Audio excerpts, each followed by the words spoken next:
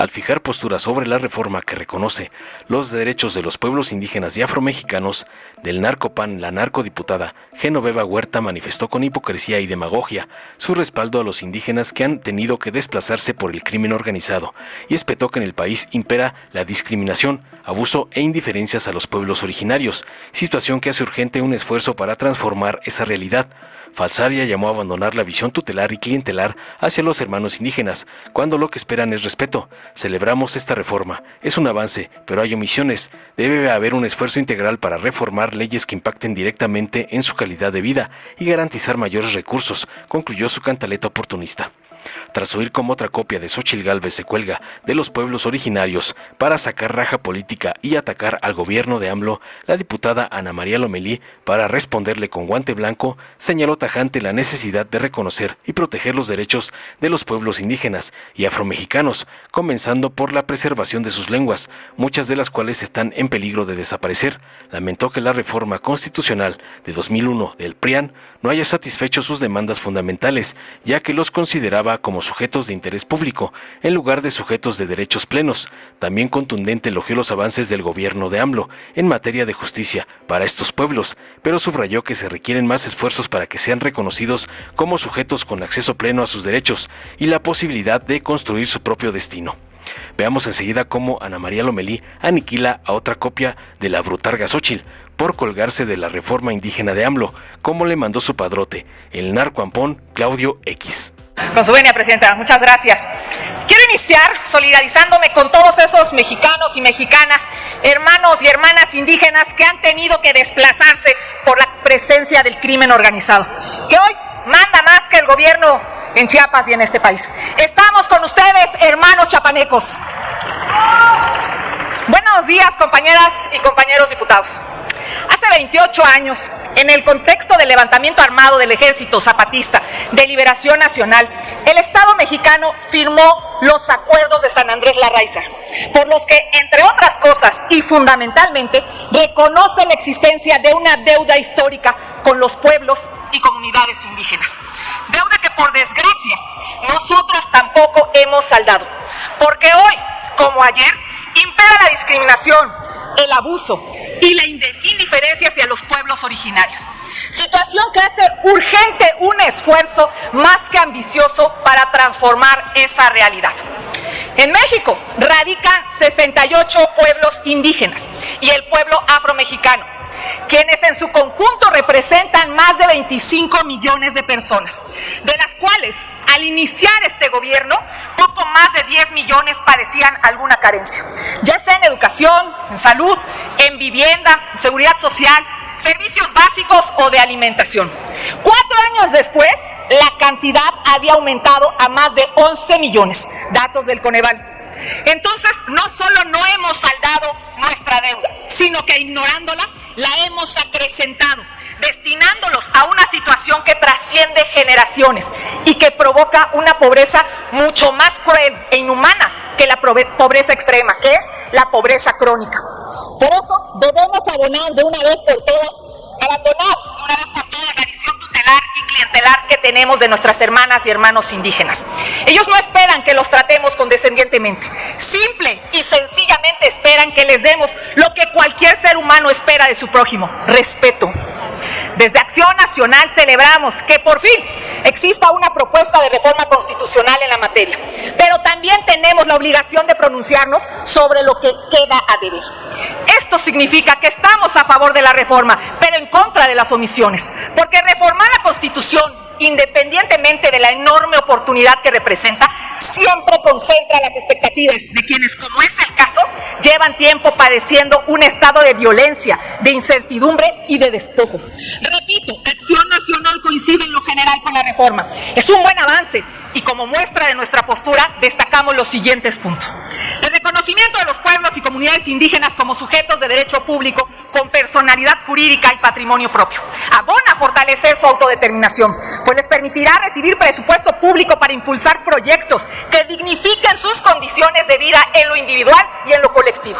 Es también un acierto reconocer la propiedad intelectual colectiva, pues a lo largo de los años hemos constatado el abuso de empresas nacionales y extranjeras que lucran con la identidad y cosmovisión de nuestros pueblos originarios.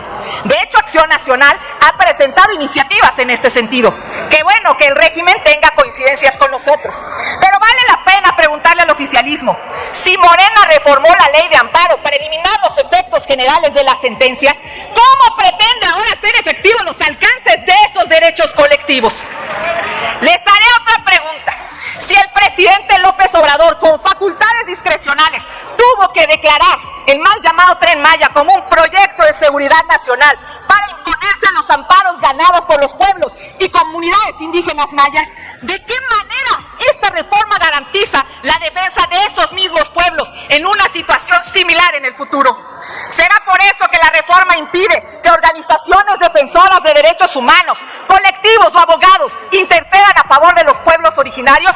Que conste que es pregunta. A las y los diputados del oficialismo les reitero, el Grupo Parlamentario de Acción Nacional celebra la intención, pero no puede pasar por alto ni mucho menos avalar las contradicciones. Esta no es la reforma que esperan en Michoacán, quienes resisten el embate del crimen organizado que se apropia de sus tierras a diestra y siniestra para sembrar aguacate. Tampoco es la reforma que esperan en Chiapas, donde nuestros hermanos y hermanas han preferido emigrar hacia Guatemala, producto de la narcoviolencia que gobierna cada espacio del gobierno. No es una reforma perfecta, pero es una reforma perfectible, siempre y cuando exista voluntad del régimen para escuchar a la oposición, pero sobre todo a quienes llevan mucho tiempo pidiendo estos y muchos otros cambios a la ley. Porque las buenas intenciones deben estar acompañadas de acciones a fin de lograr que el marco normativo consolide las actuales aspiraciones y garantice la satisfacción de las demandas y necesidades de los pueblos y comunidades indígenas. Por eso esta reforma debe ir acompañada de un esfuerzo integral para reformar leyes que impacten directamente en su calidad de vida. En el caso de la Ley de Aguas Nacionales, en la que es indispensable poner un freno al acaparamiento desmedido del agua por parte de empresas que lucran sin consideraciones humanas o ambientales. También se debe reformar la Ley Orgánica de los Tribunales Agrarios a fin de garantizar a los ejidatarios y comuneros la pronta resolución de sus conflictos. En la actualidad, promover un juicio agrario, en el mejor de los casos, nos lleva 2 o 6 años. De igual forma, se debe reformar la ley minera, la ley de seguridad nacional para frenar los despojos legalizados y garantizar la justa compensación por el otorgamiento de concesiones o permisos a empresas que obtengan beneficios alterando las condiciones naturales de sus ecosistemas. Pero sobre todo, y en vísperas de la discusión del presupuesto de egresos de la Federación del 2025, se debe garantizar mayores recursos para que instituciones como Profepa, Conafor o Conagua estén en posibilidades de defender el suelo y el subsuelo de prácticas depredadoras y abusivas. Porque por mucho que exista una buena y genuina intención de atender una deuda histórica, sin dinero es prácticamente imposible materializar cualquier cambio. Todas y todos somos herederos de culturas ancestrales, por lo tanto no podemos hablar de ellos y de nosotros como dos sociedades distintas. Hoy, a pesar de las diferencias del momento político que vivimos, estamos guardando un espacio para mirar en común la promesa de un solo México. ¿Es cuánto? Con permiso de la presidencia. Adelante, diputada. Diputadas, diputados, quisiera pedirles un aplauso para las diputadas y diputados indígenas. Si gustan ponerse de pie nuestras compañeras y compañeros. Solo ellas y ellos saben el gran trabajo que les ha costado estar aquí. Admiración y respeto. Estamos discutiendo la reforma constitucional sobre los derechos de los pueblos y comunidades indígenas y afromexicanos en esta que es la máxima tribuna de la nación. ¿Por qué no hay traducción en lenguas? Sí, es complejo, pero tendríamos nosotros que encontrar los mecanismos, ser los primeros en reconocer, proteger y promover la preservación de las lenguas indígenas. Necesitamos congruencias, señoras y señores. De las 68 lenguas indígenas habladas en México, 23 corren el riesgo de desaparecer. Es un legado en peligro de extinción, un golpe directo a nuestra identidad. Urgen acciones concretas. Como reportera, con frecuencia me preguntan, ¿cuáles han sido las personas que más te han impresionado? Y viene a mi mente el joven Santos Manuel Tuz Romero, mejor conocido como Santos Tuz, yucateco, profesor de primaria, quien convirtió sus redes sociales en un salón de clases para enseñar maya, su lengua materna. O como Lorena Ramírez, Lorena, la de los pies ligeros, ultramaratonista rarámuri, que sorprendió al mundo al competir con su traje típico y sus guaraches. Su grandeza de espíritu y fortaleza son luz e inspiración. La reforma constitucional en materia de pueblos indígenas publicada en 2001 no respondió ni satisfizo los planteamientos fundamentales de los pueblos indígenas y afromexicanos, porque se les consideró como sujetos de interés público, como si ellas y ellos fueran materia, un objeto o sujetos pasivos de las políticas públicas tutelados por un Estado paternalista. A 20 años de la reforma, ¿qué cambió? En México, no todas las personas pobres son indígenas, pero la gran mayoría de las personas indígenas padecen graves condiciones de pobreza. Las mujeres, ellas sufren una triple discriminación, por ser mujeres, por ser indígenas y por ser pobres. En el gobierno del presidente Andrés Manuel López Obrador se instrumentaron 17 planes de justicia.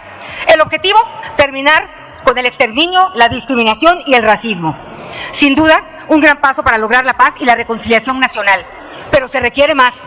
Los pueblos indígenas y afromexicanos demandan ser considerados sujetos de derechos públicos, con acceso pleno a sus derechos sociales, sujetos para construir su propio destino, determinar su condición política y desarrollarse con autonomía, libertad e igualdad. Vale la pena mencionar que en esta reforma están reflejadas las voces de los pueblos indígenas y afromexicanos que participaron en 54 foros regionales y 61 asambleas realizadas en todo el país como parte del proceso de diálogo y consulta que inició en 2019. La transformación de la vida pública de México no será plena ni posible mientras haya una niña o un niño que por miedo a ser discriminado deje de hablar su lengua materna. No será posible mientras existen personas indígenas privadas de su libertad por falta de un intérprete. El reconocimiento y respeto a los pueblos indígenas y afromexicanos son una demanda ancestral. Esta reforma representa el anhelo y la esperanza de nuestras hermanas y hermanos indígenas que han vivido en resistencia por siglos. Es un acto de justicia social. Diputadas, diputados, para alcanzar este anhelo de justicia se requiere una transformación sustantiva de las actuales estructuras políticas, jurídicas y económicas que rigen al Estado mexicano y su relación con los pueblos indígenas y afromexicanos. Hagamos realidad el sueño de nuestras ancestras y ancestros de tener un país pluricultural, multilingüe, justo, democrático. Hagamos de México la casa de todas y de todos. Por el bien de todos, primero los pobres. Es una máxima del presidente López Obrador y también de la futura presidenta, la doctora Claudia Sheinbaum Pardo. Y agrego, por el bien de todos, primero los pueblos indígenas y afromexicanos. Por el bien de todos, primero las mujeres indígenas. Por el bien de todos, sí a la reforma indígena y afromexicana. A favor. Es cuanto, presidenta. Dale en me gusta, suscríbete, activa la campanita y compártelo para que más gente lo vea.